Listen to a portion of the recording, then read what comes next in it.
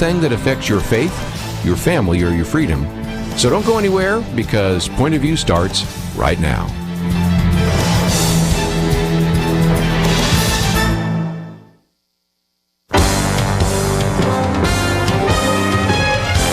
Across America, live.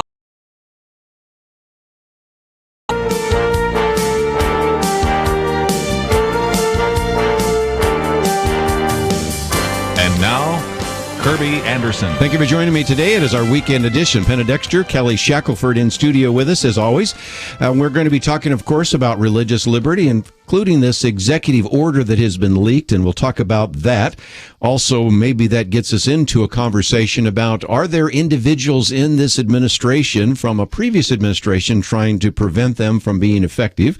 This will be the first time we actually have a chance to hear Kelly Shackleford go on in some detail about the Supreme Court nominee, and that's going to be a great opportunity. Penna Dexter did a great job on Wednesday talking about that, and then we'll get into the whole set of riots and conflict at the University of California at Berkeley. Penna, I'm from Berkeley, and I live in a really boring town. Maybe I'm getting homesick for Berkeley. Where all the excitement is taking place. Living in Allen, Texas, we don't have anything like that going on. I see the pictures from that, and it kind of reminds me of the 60s and the 70s out on some of those college campuses in California. But the difference is, I think, is the people in charge of the university are worse, I think, than anyone as far as the way they deal with it, the way they react to it, and almost in some senses, I think, encourage it. But you mentioned the Gorsuch nomination, and I don't know if people have heard this one little piece of news. I hadn't, but I read it last night, and that is immediately after the announcement took place last night, President Trump, Vice President Pence, and Mrs. Pence, Judge Gorsuch and his wife, and also Maureen Scalia and Father Paul Scalia prayed together in the White House. I don't know if you've heard that, but that to me just warmed my heart. We did put the picture, at least on my Facebook page. I don't know if we put it on the Point of View Facebook page, but it was a great picture that someone took while they were praying. So okay, well, you did know. Well, anyway, I think it's pretty nice. Yeah, very nice. And we'll talk more about Neil Gorsuch and about religious liberty. And Kelly Shackleford, here it is. I'm reading World Magazine in the fourth paragraph. It's a quote from Kelly Shackleford about this executive order that has not been published. It was leaked, and some people are saying it's been leaked so that the LGBT community can raise up all sorts of controversy and prevent Donald Trump from actually issuing an executive order on religious liberty. What do you know? It's very, very disturbing. Donald Trump had, again, assuming that the leaked executive order, there's been a couple of different copies, so yes, there's some dispute about, who knows, is which that one really the one he's looking at? Mm-hmm. But it looks pretty logically that it could be, and it hits all the issues, all the major issues that are going on around the country, and would have been just an incredible order to issue. It deals with things like all those cases with the Little Sisters of the Poor and our client, Insight for Living and Swindoll and all these national ministries who had Obamacare telling them they had to buy abortifacients for their employees. Those lawsuits would end with that executive order. It would take care of all the federal, over 17,000 federal contractors that are faith-based that right now are being told that, well, if they don't have certain beliefs about human sexuality, then they're banned now from helping the needy and the poor in these programs. Just outrageous. Well, this would take care of all that. There's just a long list. You can't discriminate against any citizens because of their beliefs on marriage, being a man and a woman. Or that's the FATA law that they're talking about passing. That would put those policies in for the executive branch and government. It just goes on and on and on. The Johnson Amendment, all of it, all this stuff on religious freedom, all would be covered by the executive order. Now, that's not the final. A lot of those things, President Trump has promised he would pass laws on, like FATA and all this. Right. And that's better because that lasts through the next, administration. But it's a great executive order on religious freedom, essentially ordering all the executive branches, we're going to protect religious freedom. Here's across the board all kinds of things that we can do right now that would have huge impact. The scary thing is somebody internally, somebody in the White House leaked, obviously an LGBT person who that's why they were leaking it, because they didn't like that it gave religious freedom to people who disagreed with the LGBT issue. And so they're trying to stop it.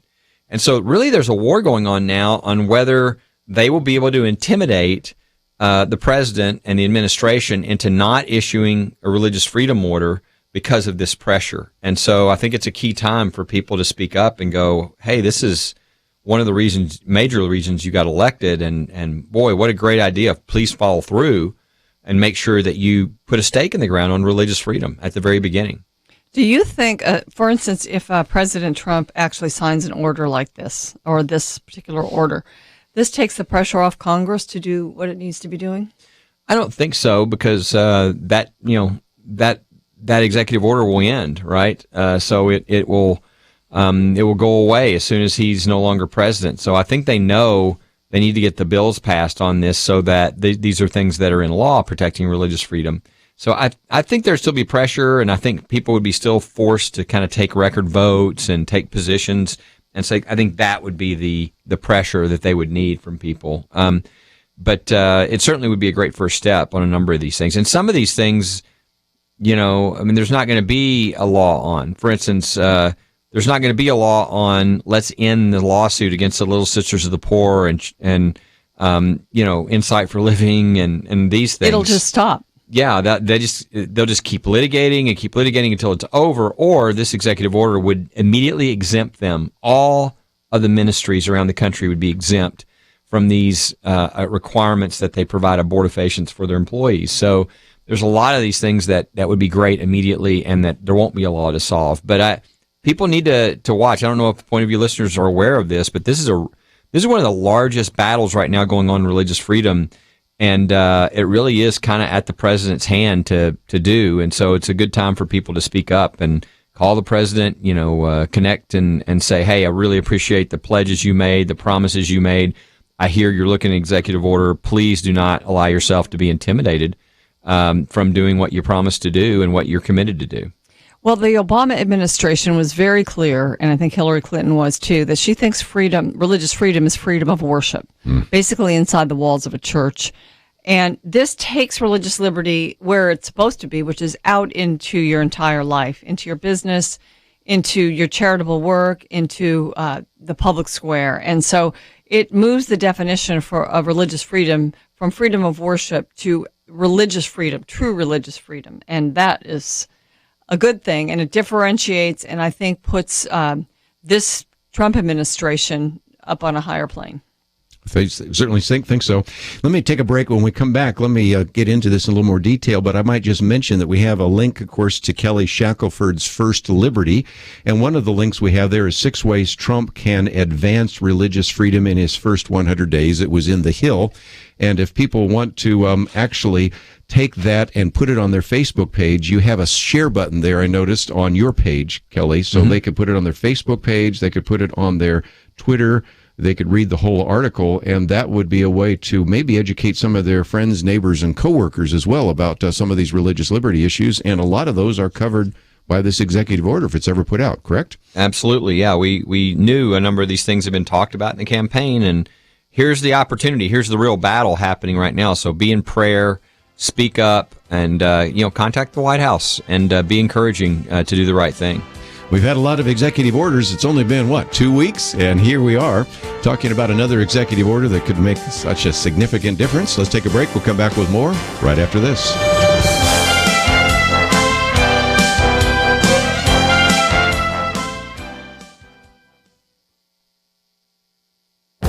This is Viewpoints with Kerby Anderson.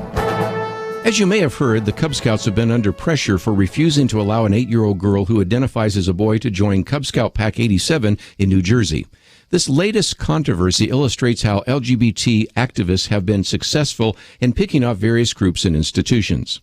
Jody Maldonado, now going by the name of Joe Maldonado, wants to be in the Cub Scouts in order to go on camping trips and to be with the other boys. A Scout spokesperson explained that it made sense for them to defer to the information provided on an individual's birth certificate and biological sex. Jody, now Joe, was asked about this and said, "How dare they judge me? I don't have to explain it. It's the way I'm born." Perhaps an 8-year-old doesn't quite see the irony of that statement. Earlier this week, the Boy Scouts said that they would allow a child in its programs based upon the gender listed on the application. I guess we shouldn't be so surprised, since the Boy Scout leadership voted nearly 4 years ago to allow openly homosexual young people to participate.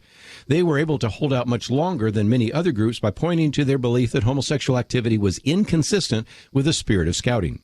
The Girl Scouts of America announced their policy about transgender participants a while back. They will allow gender-confused boys in their ranks. Their criterion is simple. If the family and the school community recognizes a child as a girl, then the Girl Scouts will treat that boy as a girl. The Girl Scout policy change put lots of pressure on the Scouts. The Scouts offered the family a possible co-ed program for Joe. They not only rejected the offer, but the mother demanded an apology from the Scouts. Gay activists argue that the policy of accepting gay youth should extend to transgender youth. I hate to say it, but the Scouts should have seen this coming when they changed one of their policies years ago. I'm Kerby Anderson, and that's my point of view. Take Kerby and the Point of View team with you on the go with the Point of View app. Search for Point of View Radio at the Apple or Google Play stores.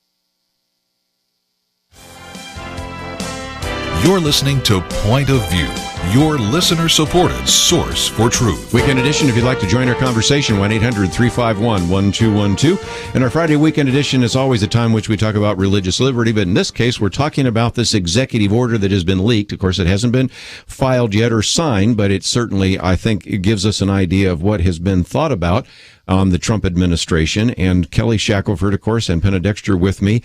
And one of the pieces is by Ryan Anderson. Penna's interviewed him. I've interviewed him. He's been on the program with us many times before. And he says, first of all, Mr. President, don't cave to liberal fear-mongering. But at the end, he says, these protections that Donald Trump wants to provide take nothing away from anyone. They simply ensure that the public square remains open to all religious voices, even when those voices diverge from the government's view on contested questions. They protect diversity, pluralism, and tolerance. What about this, Kelly? Because sometimes people say, if you give rights to religious people, you're taking rights away from someone else. Is that true? No. And in this case, see, the LGBT community would say, oh, yeah, it does. For instance, let's take the federal contractors.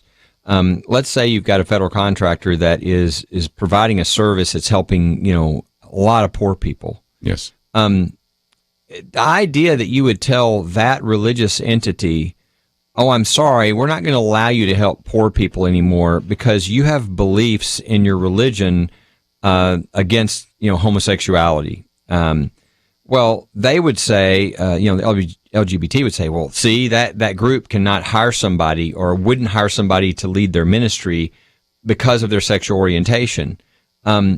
This doesn't change that. It's not like they're going to change their beliefs on that. What this executive order would do is say, can they or can they not participate in helping the poor and being a part of the federal program? That's all it would do. So when Ryan Anderson says it's not giving anybody any additional rights to, discriminate or to do anything against anybody else, it's just protecting them and their beliefs. And that's exactly right. I mean, it matters of whether you're going to throw all the people out who have different beliefs, religious beliefs, when it has nothing to do with their serving poor or needy people or whatever. And so that's the kind of example. I mean, there's a lot of examples in there, but that's the kind of example I think people can understand and what this is all about. This is about providing religious freedom protection.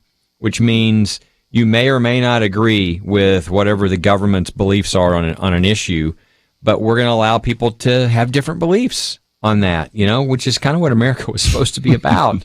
But now sounds like diversity to me. Now there's an attempt, and I think this pluralism.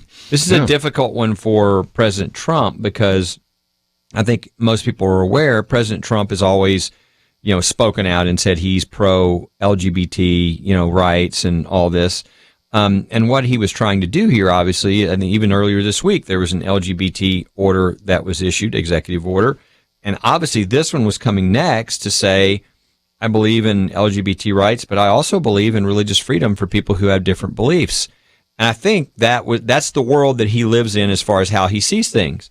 And what would be really sad is if then somebody inside would leak it because they don't want the religious freedom part. Now you're going to be unbalanced. Now you've got, yes, I'm going to push this executive order on LGBT, but I'm not going to allow religious freedom for those who disagree. That would be a big mistake. Wow. And hopefully that's not what's going to happen. But that's the fight going on right now that's being talked about in the press. I think what the left has gotten used to is having their way, it's sort of a tyranny of the left over religious liberty. And, before, 20 years ago, 30 years ago, it was really more of a Christian consensus in the country. And so that's what had the sway in a lot of the government. Even though it was moving toward the left, you still had this Christian consensus. So when they see that rising up, they try to stick their finger in the dike or clamp down on it in some way. And, really what has become the reigning orthodoxy is absurdity, that if you don't honor these outlandish sexual perversions, things that we would have thought so out of the mainstream as far as your gender identity just a few years ago, if you don't hold that up as like a protected, honored class, then, you don't have the right to be in the workforce or the government or whatever. And, I just think we're getting back to common sense now. Yep. But there's people that don't want to see that. They do not want to see two views operating side by side. I do think President Trump is right. It's possible, but you have to have reasonable people on both sides. Yeah, and I think that's the danger with what's happening right now, because you did pass an LGBT executive order. Yes. Okay, and now you've pulled back at this point on the religious freedom. Well, how long is that going to occur? And the longer it goes, the less likely you're going to get an executive order on religious freedom, and that would be a real travesty. It wasn't like the LGBT community really are the ones that poured in and pushed Donald Trump to the presidency. If you'll look, HRC and all these groups are still criticizing him even after he issued the order. They said, yeah, we saw that, but we don't believe that he's really going to. And then they criticized him. Yeah. So it wasn't even good enough for them. So how bizarre it would be if he issues this order and then the religious freedom component is pulled back. That would be really foolish politically for his base, but it also goes against everything he was trying to do and he was saying that he's really committed to doing. So that's why it's an interesting time to watch with this controversy kind of breaking out. Certainly still seems dedicated to the issue of religious liberty. He's at the National Prayer Breakfast and could have talked about other things and instead spoke about that. And again, if this time last year, first of all, I told you that Donald Trump was going to be elected, you wouldn't have believed it, and that he was going to be pushing religious liberty, and that he would be at the National Prayer Breakfast talking about religious liberty. Obviously, this is a deeply felt belief, because he could have jettisoned that a long time ago if he really didn't believe it, right? Absolutely, yeah. And so now he's got, but this is obviously bigger than just the president. You've got all these people working underneath him, right? That's true. Who knows? I don't know how much he's been consulted on this and where this is in the list. Obviously, it gets to him at some point, but underneath him, there's some sort of struggle going on about this order, because obviously there was an order written, ready for him to sign in some form that was very much pro-religious freedom, and for some reason, instead of it being signed, now it's been leaked, which is obviously somebody trying to kill it. Yeah. Which is another really disturbing thing, is all these leaks. You've got, his phone conversations with people of other countries, the leaking of this document. I'm just thinking it's almost like you see a new one every day. That's really, really bad. I don't care what your politics are or whatever. We cannot have the president of the United States having his conversations with, the leader of another country leaked. I mean, this is really dangerous. I mean, I don't know what the law is. I mean, I'd have to go look it up. But somebody should go to jail for that. Yeah. That is very, very dangerous to a country to have that happen, especially it's just because people are playing their own political reasons. But there's a lot of cleanup that needs to occur, I think. And I'm sure Donald Trump will get to it eventually, but they've got to clean out. If there are Obama vestiges who aren't loyal, who are going to do this kind of thing, or there are even other people who are new people, I hope they're able to clean out all this and have people who at least won't violate the law and, leak private conversations and these types of things. And we'll talk about that in just a minute. But Penn, I know you had a follow-up comment just before we get to our break here. Well, whenever there's a switchover in the White House, you always have the bureaucrats that are there. Some of them never go away, they stay. And they're often more liberal if you have a conservative administration. So that's to be expected. But this is almost like the president is in unfriendly territory there in the White House, and there are people around that are not loyal to him. It's early. And in a sense, it might be good that it's happening because it makes the administration recognize the problem. And as Newt Gingrich said, really needs to clean house. And that might mean, for instance, at the State Department, people were all upset because a bunch of the top State Department people left. Well, it's not a bad thing. It's a good thing. The State Department tends to be very liberal, and Trump needs to get his own people in there. I think that's probably true in a lot of parts of his administration. I think you might remember when President Bill Clinton came in and he got rid of everybody in the Justice Department he could get rid of. And we'll come back and talk about resistance from within. That is our second article. I also wanted to have Kelly give us an update. You might remember that Cambridge Christian School, and they were actually in their finals, and it had an opportunity there for the football team to actually have a prayer over the public address system. And so they actually have filed a case against the Florida High School Athletic Association. Kelly will give us an update on that case. But also, for those of you that go to our website, you'll notice that one of the articles we posted here came from the Washington Post about resistance from within. Federal workers push back against Donald Trump, and we're seeing some evidence of that. Yesterday, as we talked about, with the conversation with the Prime Minister of Australia being leaked. Today, as we're talking about with the leaking of this executive order, and I'm afraid this is just a preview of coming attractions unless the Trump administration gets control of their cabinet. We're going to take a break, and we'll come back and get some more opportunity to talk about these issues. 1-800-351-1212. We'll be right back. The Point of View radio talk show is broadcast 2 hours each day, but you can keep up with us 24 hours a day using your phone, your tablet, your laptop, or your desktop. Learn about current and upcoming guests by liking us on Facebook. There you'll also be among the first to see our new videos, Uncensored, a series highlighting issues impacting this generation and the next. Also, follow us on Twitter. Our handle is @PointOfViewRTS. That stands for Point of View Radio Talk Show. @PointOfViewRTS. Learn, interact, make a difference with Point of View using new media. And here's one way you can make a big difference. Help us increase our reach by spreading the word among your friends. Share a Facebook post.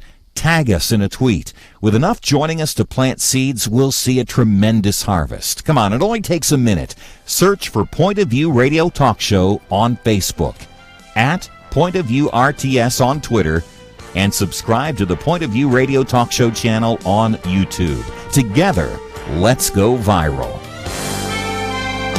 Point of View will continue after this.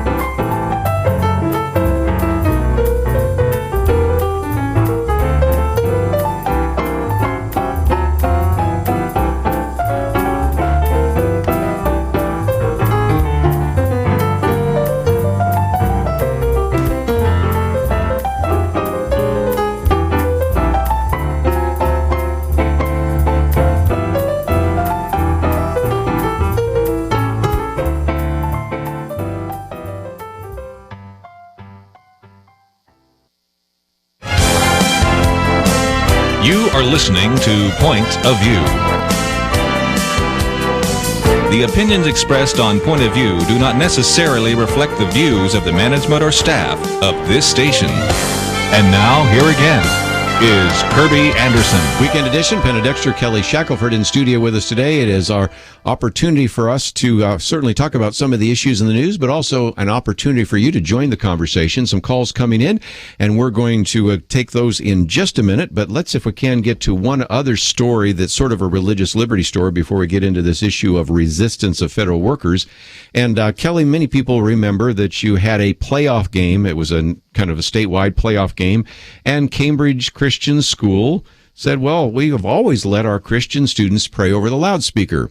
One team is Christian, the other team is Christian, the parents and the fans are all Christian, but we were told, apparently from the Florida High School Athletic Association, that you couldn't even offer a prayer over the loudspeakers when everybody in the arena probably was a Christian. And so what's been happening in that case? It was the state championship in football, and you had two private Christian schools playing each other, and they were banned from having a prayer before their game.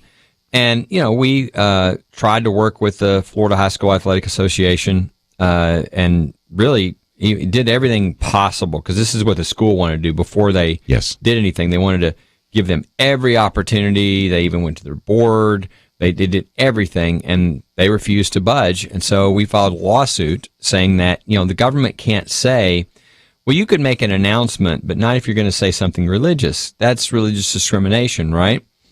Well, the magistrate today, to our shock, certainly, in light of the law, the magistrate today announced that no, the speech, any speech that occurs over the government's loudspeaker is government speech, and therefore it's not protected by the First Amendment, which is really creepy, because now the government can co-opt all kinds of people's speech. I mean, why not?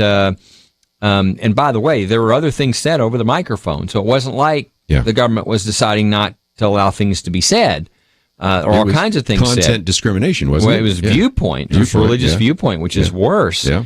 But you take that kind of an approach, then, well, that's a government sidewalk. And I know Kerby's speaking on but that's really government speech because it's a government sidewalk, or, a park or anything else. I mean, this is clear that they banned the speech. They banned the prayer because it was religious. And we can't have the government have the power to ban prayers because they're religious, or ban any speech because it's religious. Yet that's the approach that this takes, because they co-opt, private people speak and say, well, this is just government speech.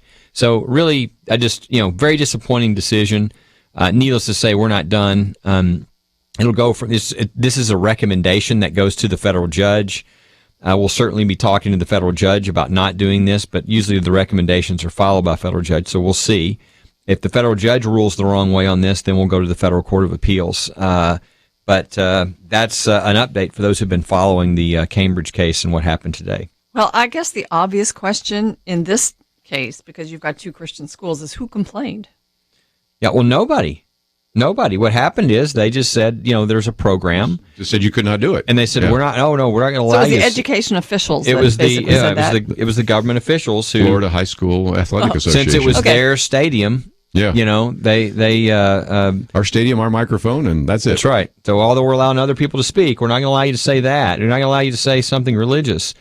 And so I wish, it's happened so recently that those listening, the press release, I don't even know is out yet. It will be out. I mean, I've seen it. It just has to be approved by everybody. And so I would encourage people, if they want to get information on this, to just go to firstliberty.org. It's spelled out firstliberty.org, and make sure they get that.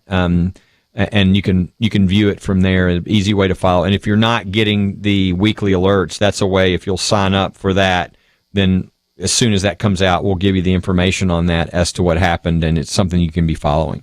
Let me give you the action item here. It's firstliberty.org and then /cases/Cambridge if you want to find it. And there's a way they can sign a letter of support too, I noticed. And so that's another action item for you. And that's, again, a place where you have the share button, so you could put that on your Facebook page or your Twitter account or something like that and educate some people. And that press release will be out shortly, and then you can post that too. So we'll give you all sorts of ways. That's a big thing. We need to have a victory here for the future of religious freedom, free speech, for not just Christian schools, but for any Christian thoughts. Well, Penna, what about this? We posted this article from the Washington Post in which they said a church in Columbia Heights last weekend had dozens of federal workers attending, trying to discuss their opposition to the Trump administration. 180 federal employees have signed up for this weekend so that they have an opportunity to learn how to express civil disobedience. And I guess we shouldn't be surprised, because The Hill, in one of their analysis, found that 95% of campaign donations from employees in 14 different federal agencies all gave to Hillary Clinton. So Donald Trump has taken over an executive branch right now that is in opposition to him. That makes it difficult to get things done, doesn't it? It does. This Washington Post article, one paragraph says the signs of resistance in federal offices range from low-level grumbling, which you'd probably expect, and angry opposition posted online, to anonymous promises of outright insubordination as new policies develop. And of course, you saw what happened to the acting attorney general. Right. She was gone immediately. And that was a good precedent, I think, to set, to show that, if you're not going to be loyal, it's not like we're in this monarchy, but we are in a place where if you're going to work for the federal government, you need to follow the laws and policies, and you need to be loyal to the president. And so, I think we have Obama out there. I understand he's encouraged some of the resistance himself. You have these federal bureaucrats regularly consulting former bosses that they had under Obama. I'm sure some of this goes on in every administration, but I think how the administration responds to it, how they act, is important. And since we've got a president who's, not really that reluctant to say you're fired, he may need to do that a few times. Yeah, I mean, I think this is going to be really important, for instance, in the Department of Justice. But they're going to have to do it everywhere, and that is when you go in, they've got to clean the whole place out, because you just can't have this kind of thing going on and run an effective anything, run an effective business, run an effective agency. You've got to have people that are actually trying to, follow the directions of the organization, in this case, that government entity. Now, that doesn't mean that they, are if they're told to violate the law, they're supposed to violate the law. But let's take the Attorney General, saying I refuse, and I'm telling everyone else in the agency to refuse to go and defend, this executive order, is not what you do in the Justice Department. If there is any feasible argument, your job is to make that argument. I mean, you're not in charge. You're representing the Couldn't president. she have gone in quiet at least and brought that up instead of posting that? But when Eric Holder has been your Attorney General, I think you've created an ethos here of kind of a mindset that says, we'll just do whatever we think we need to do. That's exactly right, which is totally inappropriate. And now and by the way, the Office of Legal is either OLC or OLP, but there's this separate office of very bright top attorneys that analyze it, and they said the executive order was fine. Yes. So it's not it's not one of these situations where, I'm sorry, there's just no argument we can make. This is unconstitutional. That's not what it was. It was, I don't like it. I would argue the other way. And so, can you imagine that if you hired a lawyer and they're your lawyer and they say, well, I'm going to go into court, but I'm going to argue against you, because although there's an argument on your side, I really don't like that argument. Yeah. I like my argument. And so I'm just going to do what I want to do, not what my client is asking me. And it's just outrageous what these folks are doing. But I do think it's going to be an extra burden that the Trump administration is going to have. They're really going to have to do a good job of cleaning out all of these people who want to hang on to government forever and kind of abuse it for their own interests, their own beliefs, versus doing their job. Let's, if we can, take a few phone calls on the religious liberty issue. So we'll go to Georgia first of all. Kenny, I think you wanted to talk about prayer in a high school football game in Florida. Yes, sir. Thanks for taking my call, Kerby. I appreciate it. I was listening a minute ago, and when he said the judge made the ruling and said that the religious speech could not be made over the government's equipment, man, that really just flew all over me. My first thought was, where did the government get the money from to buy that equipment? And as far as I know, it comes from me and you and our tax dollars. And in my humble opinion, as an American citizen that pays for that equipment, how dare anybody tell me what I can and can't say on it? That's a good point. Let me take a break because I have one of those breaks coming up, but I got a feeling Kelly agrees with you, and we'll get into that. You know, it's just a microphone. It doesn't know it's a government microphone, and you know, and again, just understand this. This is two Christian teams, the Christian parents, the Christian kids, but they can't have a prayer over the loudspeaker system. And it's like, oh, goodness. And then, of course, the implications, which Kelly talked about. We'll get into that right after these important messages.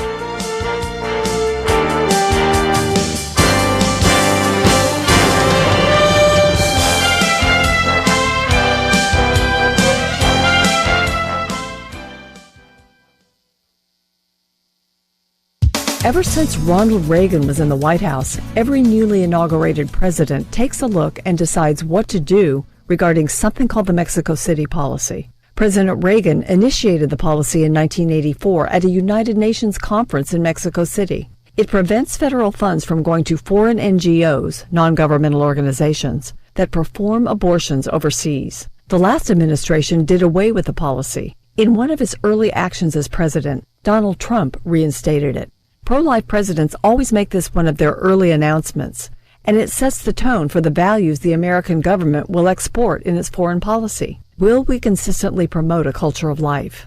Regardless of who is president, U.S. policy forbids federal funds for being used to fund abortion in other countries. But funding only the non-abortion related activities of an NGO that encourages or promotes abortion still means that group will have more money for abortions. So, every president since Reagan has made the choice: rescind or reinstate the Mexico City policy. The policy has not been operative for the last 8 years, but the new administration has changed course. The reinstatement of the Mexico City policy sends a clear message that the U.S. will not encourage abortion in our aid policies. Groups that perform or promote abortion will not get any U.S. funds for any purpose. This executive order is stronger than past versions of the Mexico City policy in that it applies not just to State Department programs and NGOs, including International Planned Parenthood, but also to the overseas programs of all federal agencies. Under the Mexico City policy, it's not like we stop or even reduce international family planning funding. We just direct the funds to organizations that provide humanitarian relief in the form of real health care to women, not abortion. A new report by the Global Life Campaign, the result of 30 years of study, compiling data on 196 nations, reveals that there have been more than 1 billion abortions performed worldwide in the last century. The report's authors call this the greatest genocide ever. Reinstating this pro-life policy also protects the American taxpayer from having to pay for abortions, reestablishing a wall of separation between taxpayer dollars and abortion. Congress also took an important step to limit taxpayer funding of abortion domestically. The U.S. House of Representatives passed the No Taxpayer Funding of Abortion Act by a vote of 238 to 183. The Senate should act on it soon, and we now have a president who will sign it. This bill, when enacted, will end all direct funding of abortion by federal departments, agencies, and programs. It will eliminate the need to repeatedly pass the Hyde Amendment, which has been used since the 70s to stop abortion funding in various pieces of legislation. Next, we must end government payments to the nation's largest abortion provider, Planned Parenthood. For Point of View, I'm Penna Dexter.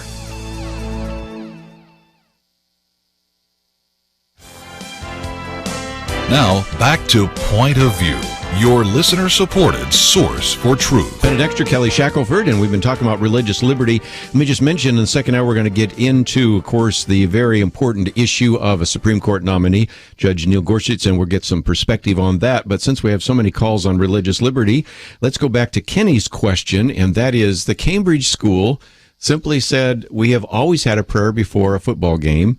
two Christian schools playing, private Christian schools, and a private event, if you really get down to it. It had nothing to do with the public schools at all, but nevertheless, just actually offering a prayer over the microphone. At least one magistrate says, you just can't do that. What about this? Yeah, well, obviously we disagree. The government can never, two aspects here that I would bring up.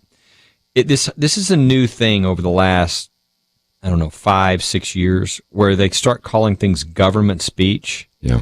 So it's very dangerous because this is exactly what they're trying to argue in our Kuntz cheerleaders case, that the cheerleaders, that they have the right to tell the cheerleaders they can't mention God because they're representing the school, and therefore anything they say is government speech. And so really it's a way to just strip away the private speech of individuals. So that's part of the danger. That's like saying a teacher in a public school. Absolutely. All her speeches or his speech is government speech. It goes on, and you can just grab private citizens and all of a sudden strip away all their constitutional rights. So it's a dangerous kind of thing to do. There are very narrow circumstances where something is government speech, like if the government puts up a monument. That's obviously the government's, expression, but so that's dangerous. The other part, though, is, it doesn't really matter whose speech it is, or it doesn't really matter if the government's open to forum or whatever. If they say, we'll let you make an announcement, but not a religious announcement, or we'll allow you to speak, but not say anything religious, that's religious discrimination. That's religious viewpoint discrimination. That's the worst kind. That what we say in this country is, it's one thing for the government to say, I don't like the content of what you're saying. The worst type of discrimination against speech is when you say, I'll allow the other viewpoint, but not your viewpoint. Mm-hmm. I mean, you can understand why. I mean, that's really the ultimate anti-free speech is, I don't like your viewpoint. So in this case, yeah, you can talk, but you can't say anything from a religious viewpoint. That's supposed to be automatic. You lose, go home, come back another day. And yet, in this case, so far, the Florida High School Athletic Association, has a magistrate that's trying to create a bad precedent that could be used to really squelch religious freedom and religious expression and free speech, period. Mm. Well, again, let's take another phone call. We'll go to Michigan this time, WLJM. John, I think you want to address this issue of religious liberty. Thank you for joining us today. Thank you very much, Kerby. I wish I were sitting around the table there in regard to these issues, because I wrestle with all facets of this online in debates with people. In regard to religious liberty, I think what we have to remember as Christians is our foundation, our nation's foundation was based on the Christian ethos. And because of that, we need to institute law in our nation. I don't know whether it would involve a constitutional amendment or not, but we need to institute law that protects the Christian ethos as the preeminent ethos in our social order, our government venues, and our culture. And the reason we need to do this is because the secularists have no interest in preserving religious liberty. Those that I argue with online claim that we must have a secular government to be able to protect religious liberty. Mm-hmm. But there is no core basis for that, because secularists, humanists, do not have any basis for wanting to protect religious liberty. So the difference here, in my mind, is we're dealing with philosophies. The philosophy category that is termed religious, quote unquote, is being excluded by government now, officially, because it's a particular category of philosophies. And the government is using that terminology of religion to exclude from their indoctrination of children in our schools and so on, in the philosophies that are humanist in nature and secularist in nature. Sure. So we need legally to protect the Christian ethos in our culture. Otherwise, we will not be able to protect our liberties, generally speaking. Yeah. Kelly, any comments about that? Yeah, no, I mean, it's John's exactly right that let's take a secular government. Secular governments never protect religious liberty. I mean, I think anybody who looks around knows and sees that. And there are groups that we fight all the time, like the Freedom from Religion Foundation. It's an atheist group. Their whole goal is to rid the country of religion, and they don't want that type of religious freedom. So, it's now the opposite is true as well, which is, why do we have religious freedom? Because of, John was called it an ethos, but you could say the Judeo-Christian ethic or the whatever. We believe that a person's, because of the theology of that everybody somewhat agreed with in the founding, they thought that our liberty comes from God and the government can't take it away. And that one of those liberties is my relationship with God is my relationship with God. The government has no right to come in between that. And so the reason for religious freedom is because religious people founded the country, and that's why we have these freedoms. So that is very important. And as we have this sort of rise of secularism, they're trying to shut things down. And what I would just encourage people, are you in the battle? Are you on the sidelines with a pom-pom, or are you actually in the battle? And you might say, well, I'm not a lawyer. You don't have to be a lawyer. Are you connected to a group, right? Go to firstliberty.org, speak into these issues through pointofview.net. You need to be involved, because this battle is going on, and it really is going to affect the freedoms that your children and your grandchildren have. And these battles are going on right now as we speak. Think of what's going on in the White House. They're trying to keep the president from issuing this executive order. Let's look at, we got a lot of lawsuits, but the one we're just talking about, is this going to be a new precedent where, now Christian schools can't have a prayer before the football game if they're at some sort of government stadium, or if they're in Florida, I guess, at the Florida High School Athletic Association. People need to be speaking out. They need to be involved. They need to be sharing this with their friends. Everybody, like John, needs to connect, so they're not just sort of going, well, I hope that happens, but they actually are involved in making a difference, because they can be. There's plenty of opportunities to do that. I would certainly say so. And again, we've given you a couple of action items. Of course, one of those today has to do, which we've mentioned yesterday, about the fact that you could contact your representative about this regulatory game changer. So again, if you haven't done that, that's an action item. But since I have Penna Dexter and Kelly Shackleford sitting around here, I thought I'd also mention again, we're going to Alaska. As a matter of fact, I'm going twice. It turns out that I'm going on this cruise, but then later on, one of our stations up there is going to have me up there in October. So I'm going to get to go to Alaska twice. But anyway, I think it's going to be fun to be around the table with you guys and to have a chance to really enjoy nature and the beauty of Alaska. And Kelly, you've been on an Alaska cruise. You seem to think it's a pretty good idea. Yeah, it's when we went, we are on these cruises, and there's some people that do a lot of cruising. So, they typically are retired, and that's part of what. And so we always ask them, what's the best cruise? And everybody kept telling us the Alaska cruise is the best cruise. Just the beauty from the boat, just the view is just spectacular of what God has done. And so this will be a great cruise for those who have never seen this. I think it'll be one of those. It'll be very inspiring and very moving, and a really cool thing to do. In addition to, and if they think they're going to get on the boat and we're going to have programs 24/7, we won't. No, but we're going to get to rub shoulders with our listeners, and almost more than the beauty, I'm excited about that. I am too. I'm looking forward to meeting you and taking you to Skagway and Kennecott and all these other places. But we need to take a break, and we'll be back right after this. Why does Kerby Anderson do what he does? Because he believes in God's ability to use you to make a difference. There's a real need for us to articulate a responsible biblical perspective and to give people an understanding of what is happening in the world, and in addition to educating them, to then empower them to go out and make a difference for Christ. Together we can push back the growing darkness. It's not going to be easy. But by God's grace, it is happening, one person, one community at a time. Join us in this mission. Become a monthly partner. $1 a day, $30 a month will make a huge difference. Or perhaps you can do $100 a month. We need partners of all sizes. We need you. Give today online at pointofview.net. At the top of the page, next to the Donate Now button, click on Become a Monthly Partner. Pointofview.net.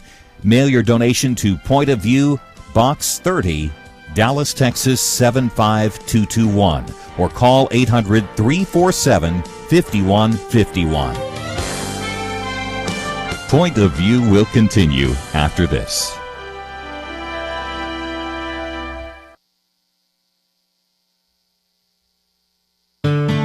I just thank God for y'all. I listen to you every day, truly. I wanted to thank y'all for everything you do each day to inform Christian families and our community about the things we can do, and just the way you're so informative. I listen to you daily and love you guys and appreciate you so much. God bless you, Kerby, for keeping this show so on track and for the decades of wonderful help to this nation that Point of View has been. We're all big fans of your work, and we pray that God will just prosper it. As a Christian, over the years that I've followed this program, I am constantly challenged to be on guard and to evaluate what's going on. And if for no other reason, to protect the caliber and the truth of your programming, I need to participate and to back your program financially to ensure that the truth stays out there for people to hear, to view, and to be a part of.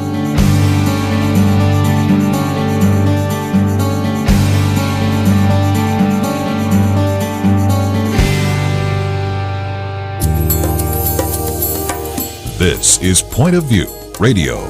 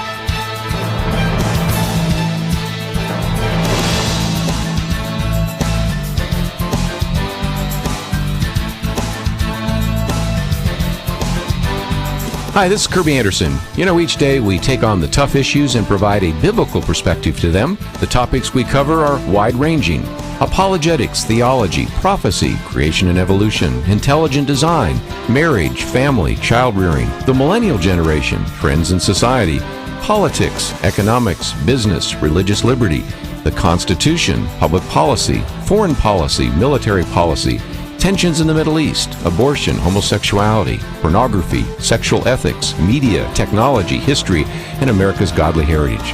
We talk about anything that affects your faith, your family, or your freedom. So don't go anywhere, because Point of View continues right now.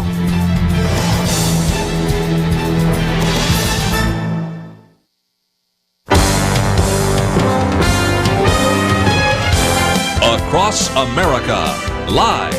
This is Point of View.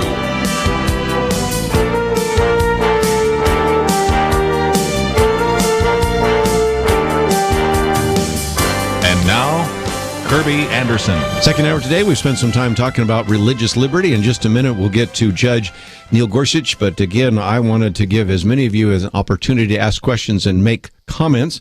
One of those had to do with the Cambridge school, and I have one call left over that I thought would be good just for Kelly to respond to just before we get into the Supreme Court nominee, and that is to go to Texas, KCTA, and Susan. I think you had a question about the high schools, and think if nothing else, we have a privilege here of having Kelly Shackleford in studio to help answer that question. What is your comment?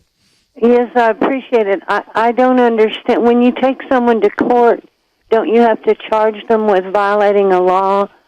What is it that the government official, what law did he think Cambridge was violating? Was this just a feeling that he had that he didn't want to hear them speak?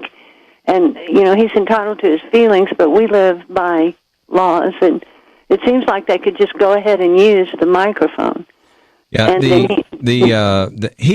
did what they did. The lawsuit was filed by us, on behalf of Cambridge Christian School, because the government had violated the First Amendment by denying the right of free speech, because the speech was going to be religious speech. So that's viewpoint discrimination. So that was the lawsuit. The lawsuit was filed by the Christian school saying, "Hey, wait, you can't ban religious speech or prayer before the football game."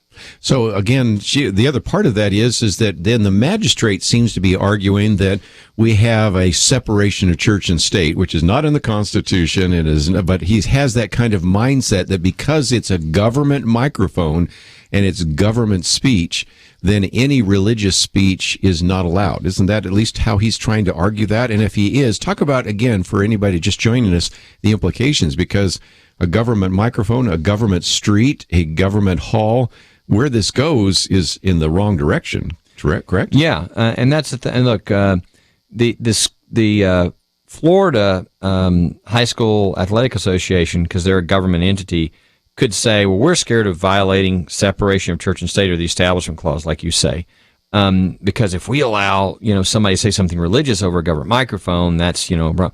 That really hasn't been. I mean, that's not what the court ruled on. And that's why people need to understand how dangerous this is. This goes beyond just religion, and it's a free speech danger, because what they're saying is that no, this is government speech, and so since it's government speech, the Christian school has no private speech rights, no free speech rights, no religious freedom rights, nothing, because this is the government speak. And if the government can then co-opt everybody's private speech, then everybody loses their First Amendment rights, and that's what's so dangerous. You could do this to anybody in any situation where the government is around there by saying, no, this isn't private speech, it's government speech. And we're seeing this in some of our different cases. We're seeing it in the Coons Cheerleaders case. This is what they're arguing, and some different cases. But it's sad because, as you say, anybody with common sense looks at this and they say, it's the state championship, 2 private Christian schools. And the whole crowd are there from their schools, and they're making announcements over the loudspeakers. They're talking about the game. But the one thing we're not going to allow is anybody to say a prayer. That's clear discrimination by the government, and it's banning prayer. And that, I'm sorry, but the founders never. They would have looked at at the Florida High School Athletic Association and gone, "What you're saying? We said what?" Such a great line. I mean, great line. They would have looked at this and said, well, "This is a free speech violation. This is religious freedom. We don't do that in this country. This is not a country that's hostile to religious speech and expression. This is what we founded the country, is to allow for free speech and freedom of religion." So it's really sad, but we're going to have to keep fighting on this case until we get a victory. Well, let's talk, if we can, about a Supreme Court nominee that I think understands religious liberty a lot better than that magistrate. And, Penna, we, of course, had a really good summary that you gave us on Wednesday about an individual, of course, born in 1967 and is in the 10th Circuit Court of Appeals and went to just outstanding law school and all sorts of other aspects of that. But what else have you learned about Judge Neil Gorsuch that maybe you found out about since you actually talked about it on Wednesday? Well, we talked about this on Wednesday, but as you mentioned, religious liberty, he was a concurring opinion in the Hobby Lobby case, and he has the right take on the Little Sisters of the Poor case. So these contraceptive mandate cases, which contraceptives are / abortifacient, forcing either private entities, in the case of Little Sisters of the Poor, businesses in the case of Hobby Lobby, the attempt to force businesses under our healthcare law to provide this, something they disagree with, their faith actually speaks against. And he had the right take.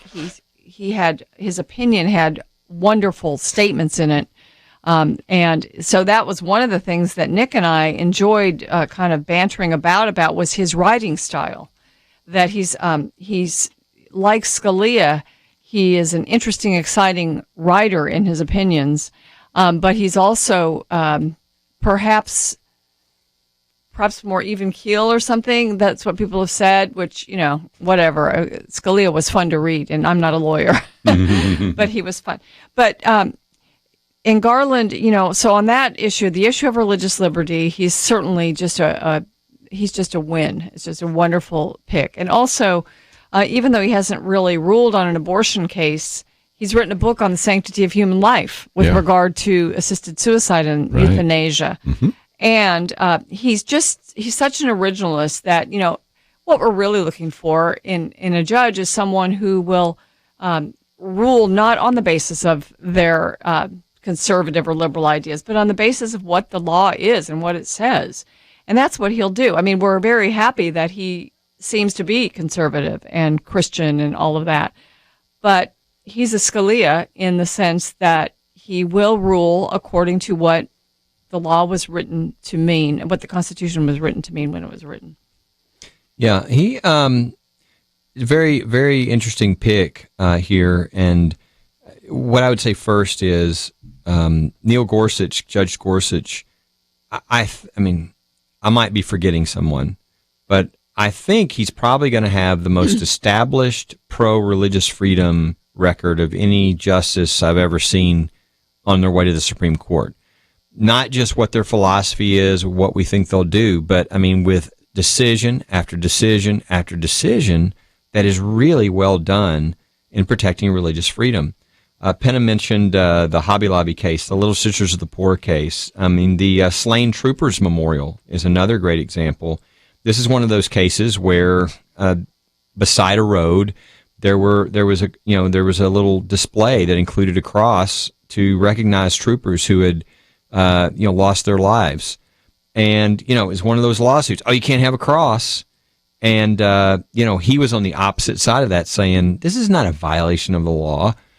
So he's really got great opinions and decisions, and and he's very, very bright. Obviously, he not only Columbia and Harvard Law School and a scholar, Marshall Scholar, and this scholar and that scholar. I mean, he also got his PhD, his doctorate at Oxford. So a very bright guy, and has done really well in religious liberty.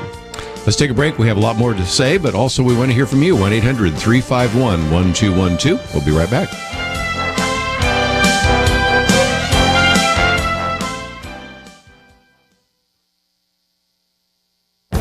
This is Viewpoints with Kerby Anderson.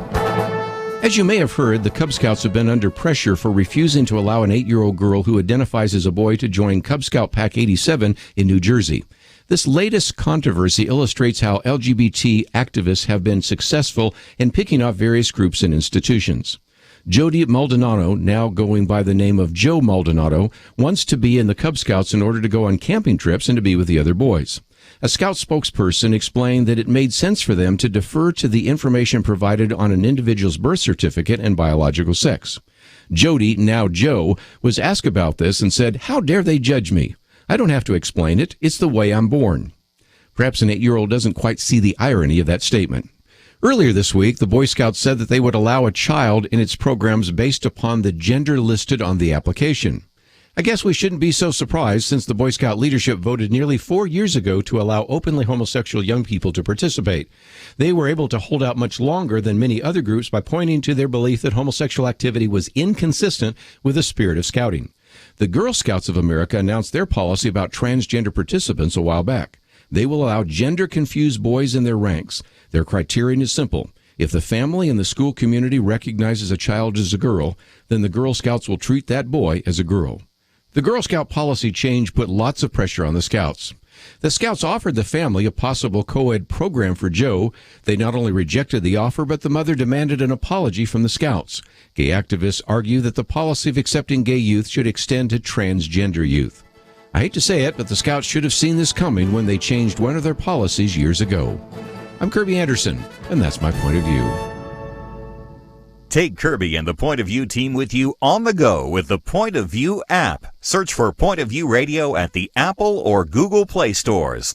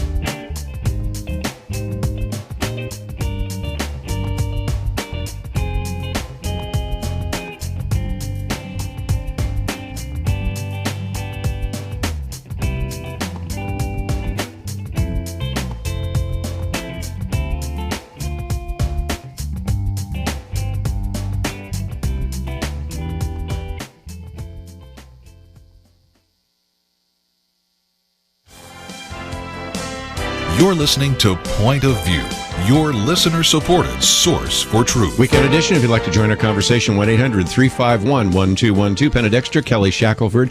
One of the things that Judge Neil Gorsuch has written, this was an op-ed, comes back in 2005, in which he said, American liberals have become addicted to the courtroom, relying on judges and lawyers rather than elected leaders in the ballot box as the primary means of affecting their social agenda on everything from gay marriage to assisted suicide to the use of vouchers for private school education. And the point that he is making isn't all that controversial, but Penna, you know, sometimes controversy in Washington, D.C. is when somebody tells the truth. I think we all recognize that many of the various actions that have been put forward by various progressives could never have passed the House and the Senate, would never have been even signed by many presidents, so they've relied on the courts to try to advance their progressive agenda. Yeah, absolutely. And we've had debates about this before. Under the Bush administration, there was a sort of a national lesson on strict constructionism, as you can remember.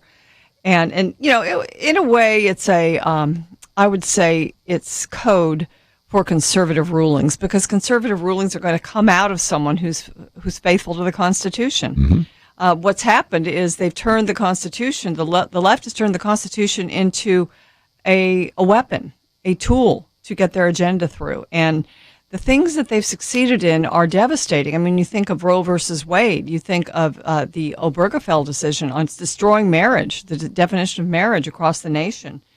And so to get a 49-year-old justice on the court who, totally stands against that use of the Constitution would be awesome. And, it's probably not the first pick either.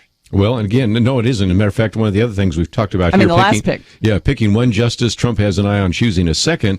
But okay, let's deal with the one issue that is going to be used against him. And it isn't that an individual that went to Columbia, Harvard, and Oxford isn't qualified. It is that this is a stolen Supreme Court seat. Kelly, you've seen some of this, and there's a very good piece that I think the Wall Street Journal did the other day on the myth of the stolen seat. But that's what we're going to hear. And as I've been looking out on social media, that's what I've seen as the primary argument, that this is an individual that should not be confirmed simply because this is a seat that should have been fulfilled by Barack Obama. And what about that issue? Well, it's just not accurate historically. This seat came open in the middle of an election year, and it had been, I think, 80 years since any justice had ever been appointed during an election year. And in fact, in the last, 15 years, 20 years, whatever, it had been very clear with statements by, for instance, Joe Biden, Chuck Schumer, and others that telling a Republican president, do not submit a Supreme Court nominee during an election year. That would be inappropriate. So there's statements on both sides that you don't do that. Okay, whatever your beliefs about whether you should or should not consider a Supreme Court appointment during an election year, let's go to the election, because what they said is, we're going to put this to the people. One of the reasons we're not going to do this during an election year is we're going to let the people decide, what kind of justice they want. And I think this election, more than any other election, that was the issue for a large number of people. And the polling showed that it wasn't even close. Those who voted on that issue overwhelmingly supported Trump. And this is with this being the Supreme Court replacement being their number one issue. It was overwhelmingly Trump. So the election was real clear. The people of the United States said, we know this seat is being held open so that we, the electorate, can speak into that in our choice, and we want Trump to make this appointment. Now, also realize something unheard of. Trump had laid out a list of specific people to say, unprecedented, this is who I'm going to replace Justice Scalia with. So, wow. I mean, it couldn't have been a more clear election issue item, and the people spoke. So the idea then that you're then going to hold up the seat because it was stolen, it's wrong on so many levels. Number one, it's not historically correct. I mean, this is what the Democrats said, too. You don't do this during an election year. But we went through the election year. We let the people speak, and they spoke. So I think their only position that would make any rational sense or hold any credibility would be if they said, there's something wrong with this nominee, and they're having a hard time doing that because Gorsuch is so well qualified and such a sort of middle of the road in his style type person that it's hard for them to make him a villain like Bork. In another day, he would have been confirmed 100-0. But, we're at the point now where, in a sense, you just have to say whoever can win because of the tools they have will win. And they could hold that seat open. They were able to hold it open. I think if the Democrats had held the Senate and the House at that time, they would have done the exact same thing. So for us not to use the tools at our disposal to get the justice on the court, I just think it's as simple as that. And now, of course, they can block us all they want and say that we're required to get 60 votes, that the Republicans are required to get 60 votes. But again, Harry Reid sort of gave up the filibuster. He said you can get any appointment passed on 51 votes except the Supreme Court.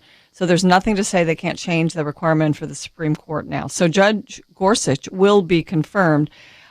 Do we retain the filibuster or do we not is the question. Don't think we might on this one simply because you have 52 Republicans. You have 7 Democrats so far that said they would not go for a filibuster. That gives you pretty close to the number that you need. So you might not need it for the first one, but that brings us back to the New York Times article. Trump has an eye on choosing a second. And again, it doesn't take long to figure out that, first of all, Ruth Bader Ginsburg turns 84 in March. Anthony Kennedy, 80. and Stephen Breyer 78. And so if you just start doing the math, you recognize that that could happen. And of course, there's some that have even suggested, Kelly, and you're aware of this, that maybe by putting Neil Gorsuch, who is really good friends with Justice Kennedy, one, because he clerked for him, number two, when Gorsuch actually was brought into office, Anthony Kennedy flew out to actually be at that ceremony. And so that might even give the opportunity for Anthony Kennedy to step down. But given Ruth Bader Ginsburg's health and the fact she turns 84 in just next month, I think Donald Trump's going to have more than just one pick in the next year. What do you think? I think the general consensus or belief is that Justice Kennedy will step down, in like a year from now. Right. And I think. And then you might have the filibuster issue, which then would be you're going to have a real. That'll be the fight. war. Yeah. I think he'll watch what happens before he decides to step down. How does Gorsuch do? Yeah. Is he reasonable? Yeah, I think he already thinks very highly of Gorsuch. Yeah. And so I think he'll like to be there to kind of be a mentor a little bit. But that's the thing. When people say, is there going to be another seat? And there's all these deals. Is there going to be a seat within a year?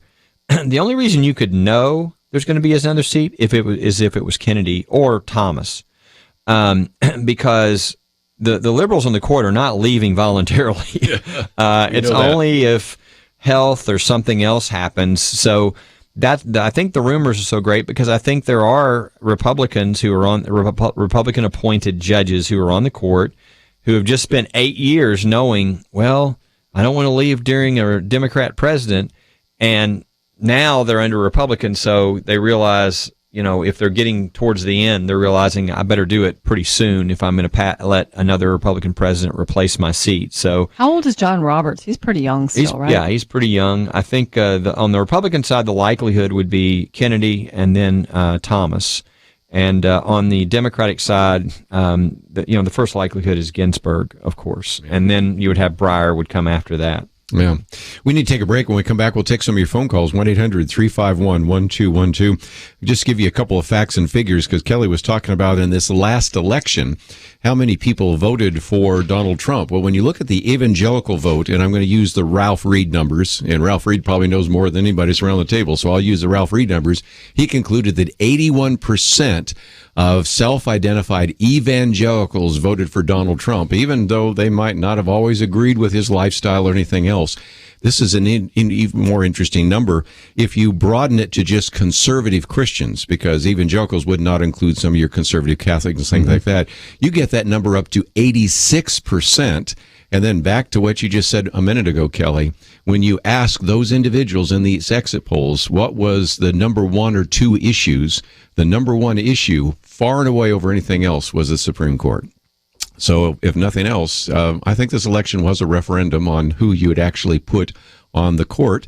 And when we come back, Penna, maybe you can help us understand what the nominee by Barack Obama, well, maybe where he would have come down politically, where we might think Neil Gorsuch might come down politically and legally and all those issues. And then we'll get into some other topics that we've been holding back on. So let's take a break. If you'd like to join our conversation, 1-800-351-1212. We'll be back right after this. The Point of View radio talk show is broadcast 2 hours each day, but you can keep up with us 24 hours a day using your phone, your tablet, your laptop, or your desktop. Learn about current and upcoming guests by liking us on Facebook. There you'll also be among the first to see our new videos, Uncensored, a series highlighting issues impacting this generation and the next. Also, follow us on Twitter. Our handle is @Point of View RTS. That stands for Point of View Radio Talk Show. @Point of View RTS. Learn, interact, make a difference with Point of View using new media. And here's one way you can make a big difference. Help us increase our reach by spreading the word among your friends. Share a Facebook post. Tag us in a tweet. With enough joining us to plant seeds, we'll see a tremendous harvest. Come on, it only takes a minute. Search for Point of View Radio Talk Show on Facebook, @Point of View RTS on Twitter, and subscribe to the Point of View Radio Talk Show channel on YouTube. Together, let's go viral. Point of View will continue after this.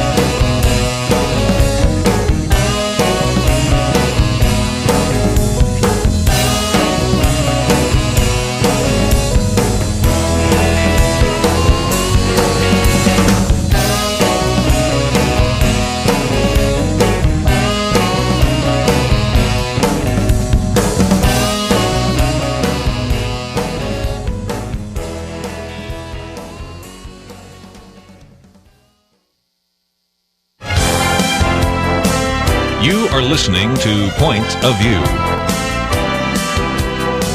The opinions expressed on Point of View do not necessarily reflect the views of the management or staff of this station. And now, here again is Kerby Anderson. Final half hour, if you'd like to join our conversation, 1-800-351-1212. It is our weekend edition. Penna, Dexter, Kelly, Shackleford, and we're going to move on to some other topics, including some of the rioting that has taken place. But just before we do so, we already talked a little bit about the so-called myth of the stolen Supreme Court seat. But one of the things you have in front of you, Penna, is just an opportunity to maybe give us a what if.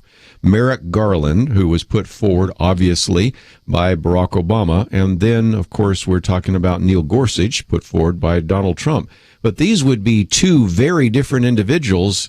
And it's always hard to kind of read the tea leaves. I think some people really were completely off when you talk about David Souter, but some of the estimates would help you understand that if indeed Merrick Garland had been confirmed, which did not happen, he would have just joined the liberal majority on that one side, and that would have changed the court for probably a generation. What would you find out? Yeah, it's amazing how when Merrick Garland was nominated, their messaging was that this was such a normalized person, such a moderate justice that the right should have no problem with them. They should go ahead and confirm. But this Washington University in St. Louis sort of has a study out, and they put him on along sort of a continuum of how liberal the justices are on the left side of the court. And so Garland is right in the middle. You've got Sonia Sotomayor and Ruth Bader Ginsburg, and then they're the farthest left on the court. And Stephen Breyer is the farthest to the right of that group, that liberal group. And Elena Kagan goes a little bit to the left of him. And right in the middle of those, and Elena Kagan's pretty liberal. So I'd say so. Just left of her is Merrick Garland on this continuum. So he was not... You would have had then moderate. 5 liberal justices, 5, and Kelly, there would be no case that you could bring before those 5 that they would ever accept by you, I'm thinking. That's why so many people were voting on this issue. They realized that they weren't just losing the court. Look, people don't make this distinction. They typically say conservative or liberal justice. And what a lot of people who aren't thinking mean is I'm going to get a conservative result on conservative issues versus liberal result on liberal issues. That's not the way it works. Liberal justices are looking at, they want the result they want on their issue. So whether it's abortion or gay marriage or whatever else, it's not the law, it's where they want to go on the decision. Right. On the conservative side, they're not going to necessarily give you the conservative result. They're just what they're going to say is something like, Roe v. Wade, is they're going to say, this isn't in the Constitution. Yeah. And therefore, we're not going to say there is a right to life. We're going to say this is up to the states. This is up to the legislative process. This is left to the people to decide. So that's the difference. And if you'd have had 5 liberals, everything would have been done, and there would have been no need for a Congress. And they all vote as a block. The 4 now vote as a block. Whereas, one of the things Antonin Scalia said, and of course Neil Gorsuch quoted, if you're going to be a good and faithful judge, you have to resign yourself to the fact that you're not always going to like the conclusions you reach. If you like them all the time, you're probably doing something wrong. And Antonin Scalia is a good example. Last week we had Debbie Georgiadis talk about the fact that he ruled that burning a flag is free speech. Even though he disagreed with that, he was patriotic and didn't like that, he still is that case. So when you deal with so-called conservative justices, sometimes they come up with non-conservative answers because they follow the Constitution. But our liberals, you know how they're going to vote before you even walk into the court, don't you, Kelly? Well, yeah, I mean, again, Roe v. Wade, is it in the Constitution? Everybody who reads the Constitution knows abortion is not in the Constitution. Same-sex marriage, is it in the Constitution? Again, people know that's not in the Constitution. The founders didn't put that in the Constitution. And so what that means is you leave that to the democratic process. You have debate, you have exchange of ideas, you let the people decide those issues. And that's the big difference between the justices, I think, on these bigger issues, bigger moral issues. So as we said, it's a little harder to tell based on results. But the same study from Washington University, they did a study later of the justices on the right that would mainly rule on the right, and you find that Clarence Thomas is the furthest that way. Although sometimes he's the only one from that group of justices ruling some way. And then you had Scalia, who was just to the right of Samuel Alito. And then you had John Roberts, and then Kennedy, of course, the furthest to the left, because he goes different ways on different types of issues.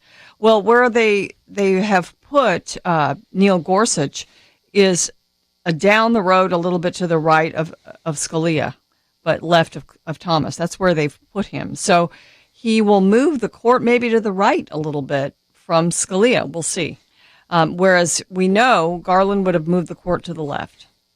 And I mean, I don't want to get in the weeds with the listeners here, but one of the shocking things to many people is Scalia wrote one of the most damaging opinions to the free exercise clause. I was just thinking about that. Of Go anyone. ahead. Now, explain that briefly, because that's an important issue. Yeah. The way it had always been is if the government did something that infringed upon somebody's religion, they then had to come forward and show they had a compelling reason that necessitated them burdening that person's religion and that they're doing it the least restrictive way they could do it.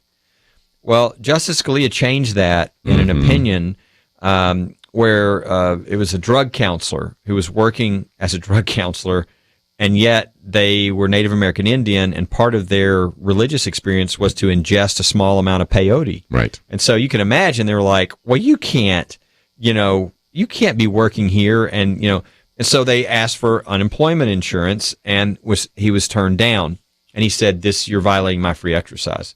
Goes all the way to the Supreme Court. Now, instead of going through the analysis and saying, yes, this infringed his religious belief, because this was sincere, this is how they did their main, kind of like communion or whatever. It was a very small amount of peyote. Normally you'd have said, well, there's a burden here, but there's a compelling interest in drugs and all that, and therefore he loses. In this case, what Scalia said is, no, we're not doing that test anymore. No burden. Yeah. Now, anytime the government passes a law that is neutral or generally applicable, applies to everybody, there is no religious freedom violation. Now, when you start thinking through that, you're like, whoa. All the government has to do is clever. So if the government said no alcohol, and you go to jail if you serve alcohol to minors, all of a sudden you've got Catholic priests being arrested, for serving communion. and you come in and say, wait, this is free exercise of religion. They say, no, this law applies to everybody, so there is no religious freedom violation. So it was a real step back in religious freedom, and most people don't realize it was Justice Scalia who did that. It was. Yes, now, it was. The result of what he did, it ended up leading to passing a law, the Religious Freedoms Restoration Act. It resulted in courts starting to take the compelling interest tests more seriously and applying it better instead of everything passes. So it ended up having some good effects, but the decision wasn't great. A lot of people weren't a real fan of the Justice Scalia free exercise clause. And that was like about a quarter of a century ago, but it created everything else that you now benefit from today, like the RFRA, the Religious Freedom Restoration So I think it shocks Act. people when they hear that Gorsuch might be more conservative than Scalia, but Scalia has some areas like this, right? Where he is considered more to the left, whether it's free speech with the burning the flag or a number of these different things. So Gorsuch has had opportunities to rule on RFRA or use of RFRA in cases. So how he's pretty much upheld it. Yeah, right? he's been the Hobby Lobby and the Little Sisters of the Poor were RFRA cases, and then he's also I don't want to get again too in the weeds, but there's a deal called Chevron deference, and I think this is interesting and important. It's really important because what's happening now is we are not being led by those we elect. We're being led by bureaucrats who are there no matter who's elected. And part of the reason for this is Congress says, I'm going to pass this law, but I'm going to leave the details to the bureaucrats so that they can't come at me. Yeah, like Obamacare. And so all of a sudden you've got people that literally are being criminalized. Maybe they're being criminally prosecuted for stuff that the Congress never really passed, right? And this approach that the court has taken to try to be respectful to the legislature is to defer to the regulations that these bureaucrats are making. Yeah. And what Gorsuch and some others are saying is, no, that's not being respectful to the legislative process. That's the court abdicating its duty.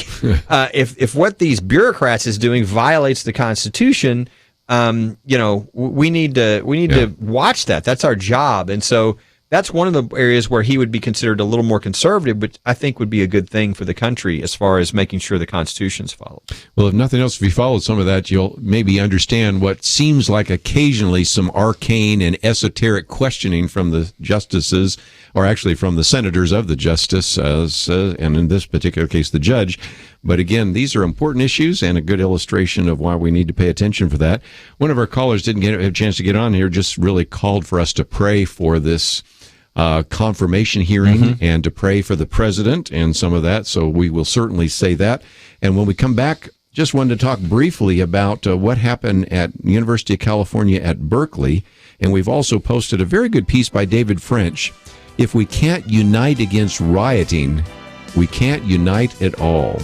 it would seem to me that at least whether you're liberal or conservative, you say rioting is not a good thing. We'll talk about that right after this.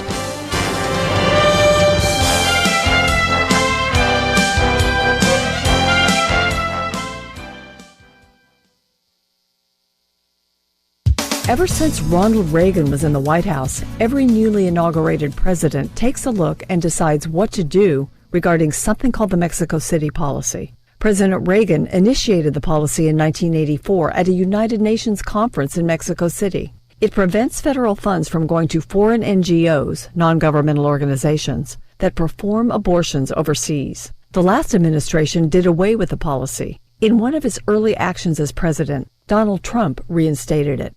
Pro-life presidents always make this one of their early announcements, and it sets the tone for the values the American government will export in its foreign policy. Will we consistently promote a culture of life? Regardless of who is president, U.S. policy forbids federal funds from being used to fund abortion in other countries. But funding only the non-abortion related activities of an NGO that encourages or promotes abortion still means that group will have more money for abortions. So, every president since Reagan has made the choice: rescind or reinstate the Mexico City policy. The policy has not been operative for the last 8 years, but the new administration has changed course. The reinstatement of the Mexico City policy sends a clear message that the U.S. will not encourage abortion in our aid policies. Groups that perform or promote abortion will not get any U.S. funds for any purpose. This executive order is stronger than past versions of the Mexico City policy in that it applies not just to State Department programs and NGOs, including International Planned Parenthood, but also to the overseas programs of all federal agencies. Under the Mexico City policy, it's not like we stop or even reduce international family planning funding. We just direct the funds to organizations that provide humanitarian relief in the form of real health care to women, not abortion. A new report by the Global Life Campaign, the result of 30 years of study, compiling data on 196 nations, reveals that there have been more than 1 billion abortions performed worldwide in the last century. The report's authors call this the greatest genocide ever. Reinstating this pro-life policy also protects the American taxpayer from having to pay for abortions, reestablishing a wall of separation between taxpayer dollars and abortion. Congress also took an important step to limit taxpayer funding of abortion domestically. The U.S. House of Representatives passed the No Taxpayer Funding of Abortion Act by a vote of 238 to 183. The Senate should act on it soon, and we now have a president who will sign it. This bill, when enacted, will end all direct funding of abortion by federal departments, agencies, and programs. It will eliminate the need to repeatedly pass the Hyde Amendment, which has been used since the 70s to stop abortion funding in various pieces of legislation.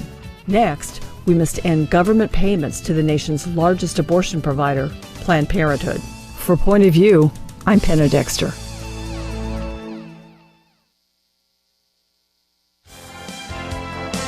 Now, back to Point of View, your listener-supported source for truth. Back for a few more minutes, and we may take some of your phone calls. Penna Dexter, Kelly Shackleford, but I did want to mention that we have a third article here that you might want to read by David French. If we can't unite against rioting, we can't unite at all. And of course, you've had people, Robert Reich and others, saying, well, maybe these were outside agitators. Yes, I don't think, as he says, they were right-wing agitators. They're what is known as the Black Bloc. And I thought this was really fascinating because he explains that if you've seen some of these riots, what happens is these individuals show up entirely in black, oftentimes with baseball bats, sometimes Molotov cocktails, other kinds of weapons. They hide their identity, but then they also hide in the crowd. So the crowd will be there. They'll go out and hit somebody or they'll break something, then they'll retreat back into the crowd.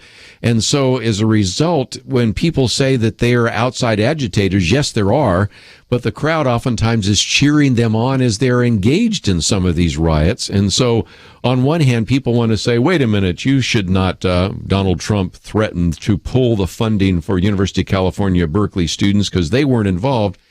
Yes and no. And this is part of the individuals that have been rioting, some of the protesters. I even love what Todd Starnes said last week. All these people out there at these various programs rioting or protesting, are they getting paid on an hourly basis or are they getting a salary? Because we know that some of them are professional agitators. Penna, what have we found out? Yeah, well, I think you pull the funding, too, to say to the administrators and the people in charge, do something about this. I mean, were there no arrests made in Berkeley? Zero. Yeah, As zero far as I can arrests. tell.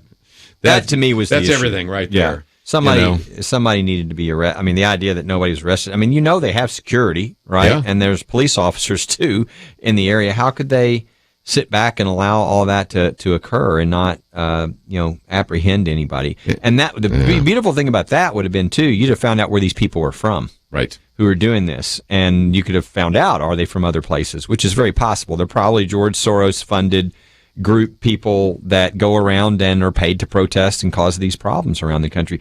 I really wonder how this is affecting the American people. Because probably like it did in the 60s. I was living in California, and matter of fact, I used to go to a church right across the street from University of California at Berkeley, and I began to see more and more people polarized during the Vietnam War. Well, this is a little different because you see people getting beat up and pepper sprayed and that kind of stuff. I think even people that are saying, I'm not sure I like Donald Trump, but I'm not sure I'm really very supportive of all these liberals that are coming against this individual for, in many cases, no major reason yet. I think they're like turning the image of Trump. I mean, they're like, this is so, well, I don't want to be associated with that. And they're making President Trump much more of a, looks much more stable, much more, like, well, at least presidential? Yeah. I mean, so I wonder if this is, I know they think it's, and there's, to some extent, it makes things feel unstable, and people think, well, it's kind of unstable under Trump. But I don't know. I think overall, it's probably helping him, and I wonder about them continuing to do this all around the country. Yeah. I wonder how long this will last. I got a feeling it's going to be lasting for some time, and I've even seen this recent article by somebody who'd been kind of a protester all these years and now is in her 60s, and she said this is different than anything we ever participated in terms of student rights and Vietnam War and everything like this. These are, in some cases, protesting before anything has happened. And she said, one of my sociology professors, who was one of those out there in the battle lines fighting all these issues, used to say, keep your powder dry. And when people were protesting before Donald Trump had even signed an executive order, after a while you wonder if it will burn itself out, just because the sheer amount of energy and money and time that is being expended when most of these executive orders, one or two of them are very controversial, but most of the others are not that controversial, and most Americans agree with them. My favorite picture I saw all week was a picture of somebody out in front of the Supreme Court. It was the night that Trump announced he was picking Gorsuch, and it was a sign, and in printed, very nice, it said stop, and then underneath it was a blank space for them to fill in the name. Yes, I did see that. And I thought, wow, does that tell everything? Doesn't matter who it doesn't matter who it is. Just want to know doesn't the name, matter how good they are. Yeah. We're just going to make this up, and it's such a credibility booster. A destroyer to me that you can't believe anything they say at that point, because they really don't care who it is. They're just going to... we're against them all. Yeah, and I just don't think that works. I don't think the American people go for that. I think the American people understand that there are people that have different opinions, but you at least need to have an opinion, and you need to know who the person is before you can develop an opinion on that. So fill in the blank. Yeah, I don't think obstructionism for obstructionism's sake ever works for anybody. I think it has to be, well, we're against this person because they're too extreme, or we're against this person because they're going to pull the court this way, or what. And that, to me, just it reminds me of the same thing, very similar, was Senator Sessions. Yeah. Every one of those senators respected and had a collegial relationship. And as soon as he is to become the Attorney General, you'd have think he turned into Satan himself. Yeah. And that's just a credibility destroyer. You can't say, this is my friend, and then the next second say, oh, this guy's a horrible, and then just create all these horrible names about him. I think, people know that's not truthful. That sort of parallels the confirmation of Gorsuch, because he was unanimously confirmed for the 10th Circuit. And people like Barack Obama and Hillary Clinton were in the Senate then. And you had Dianne Feinstein, and you had Chuck Schumer there. And so all of a sudden, and what's he done since then? His rulings have been stellar. Yeah, they may not have been what Schumer would have ruled if he were on the court, but they've been well reasoned, and his opinions have been well Berkeley, and that is, they were protesting the appearance of a guest, the head of Breitbart, Milo. Yeah. And he never even got to speak. He never got to say a word.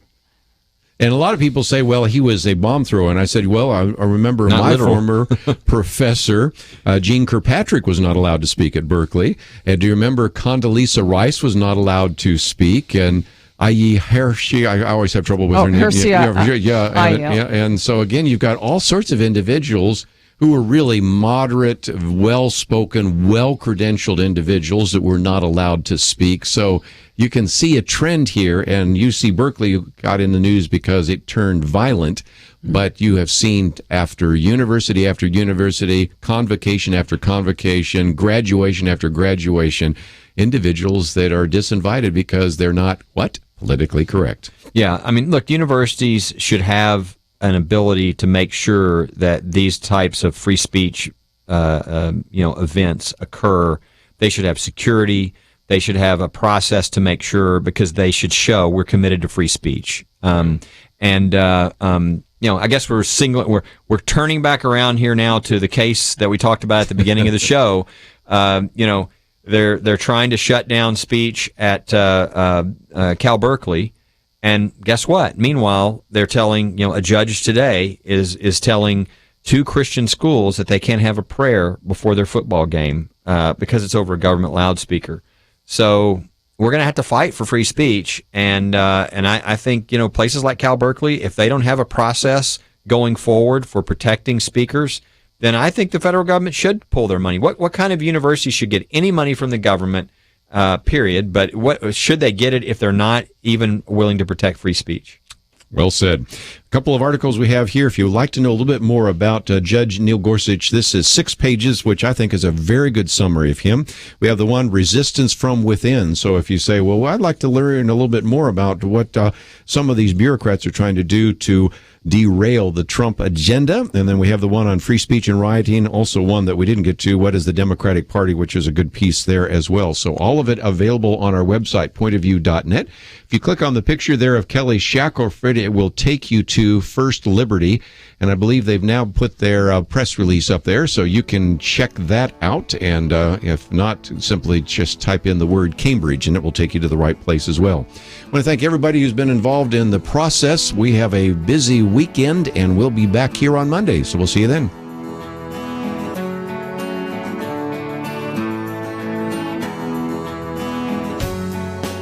Why does Kerby Anderson do what he does? Because he believes in God's ability to use you to make a difference.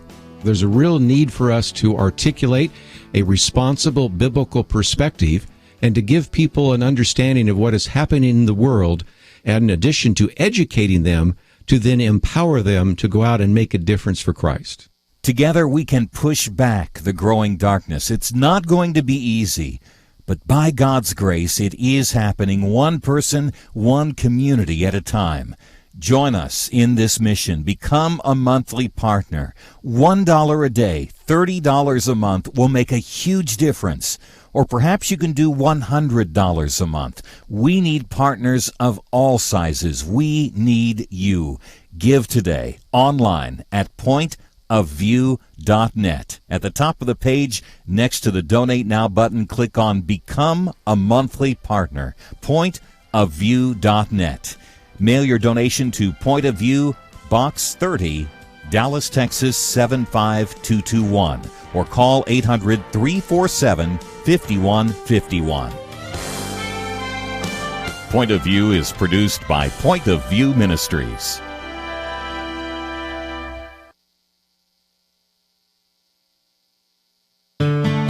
I just thank God for y'all. I listen to you every day, truly. I wanted to thank y'all for everything you do each day to inform Christian families and our community about the things we can do, and just the way you're so informative. I listen to you daily and love you guys and appreciate you so much. God bless you, Kerby, for keeping this show so on track and for the decades of wonderful help to this nation that Point of View has been. We're all big fans of your work, and we pray that God will just prosper it.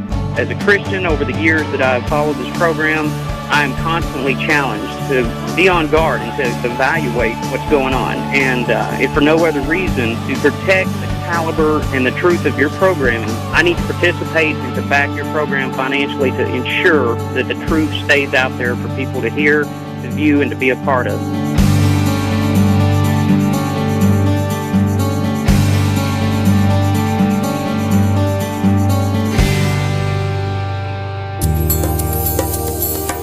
This is Point of View Radio.